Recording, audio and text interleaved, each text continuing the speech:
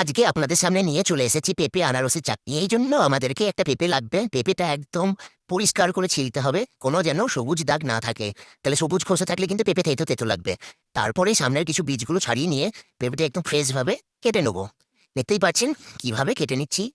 এই যে পেঁপের কাটার উপরেই কিন্তু আপনাদের চাটনি তেতো না কেমন খেতে লাগবে সেটা কিন্তু নির্ভর করছে।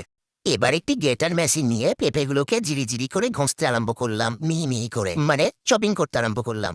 এই যে ছোট ছোট হয়ে একদম স্লাইস টাইপের হয়ে গেল, একদম সেবের মতো। এইগুলো নিয়ে এইবার আমরা জলে সেদ্ধ করব। দেখতেই পাচ্ছেন একটি পাত্রে জল নিয়ে নিলাম।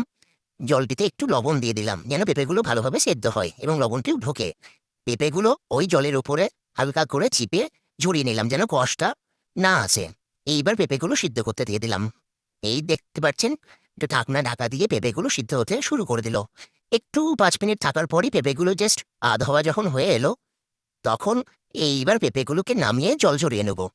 একটি ছাকনার মাধ্যমে জলটা ঝরিয়ে নেওয়ার পরে জাস্ট পেঁপেগুলো শুকনো শুকনো করে চিপে নেওয়া হলো।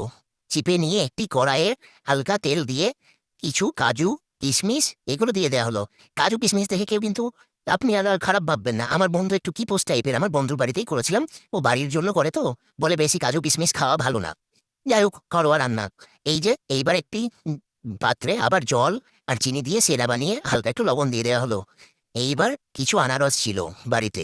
আনারসগুলো একটি গ্রাইন্ডার মেশিন দিয়ে একটু আস্তে আস্তে গ্রাইন্ড করে নেওয়া হলো। এইবার সেম প্রসেসে সবগুলো করে নেওয়ার পর আপনার যে ফ্লেভারটা এবার আসবে সেদ্ধ হওয়ার পরে, অসাধারণ একটু টক মিষ্টি টাইপের আনারসের যেটি ফ্লেভার হয়, তার মধ্যে এইবার পেঁপেগুলো কিন্তু আস্তে আস্তে আমরা দিতে আরম্ভ করবো। দেখতে থাকুন। এই যে ফুটছে, কতগুলো ছিল, সবগুলো তো একটু চপিং করতে সময় লাগছেই।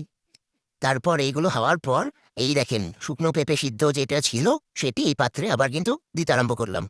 দেওয়ার পর একসাথে সিদ্ধ করলাম। 2 মিনিট 3 মিনিট ধরে এই যে সিদ্ধ করা চলতেই থাকলো।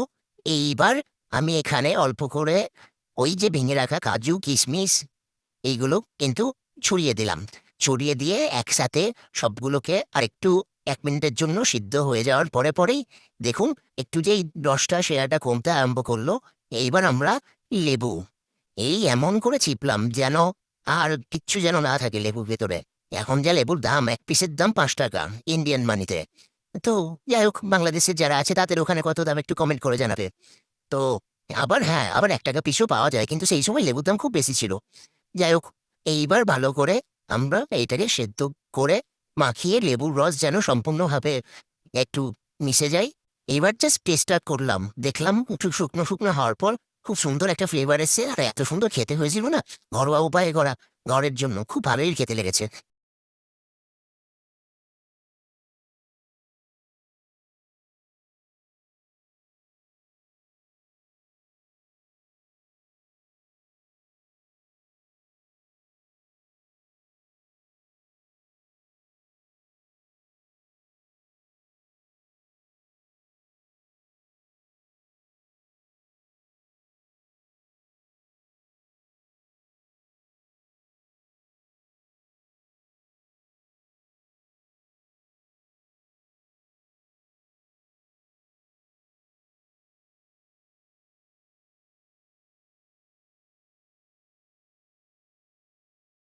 যাই হোক, আপনারাও বলবেন কেমন লেগেছে রেসিপিটা। ধন্যবাদ।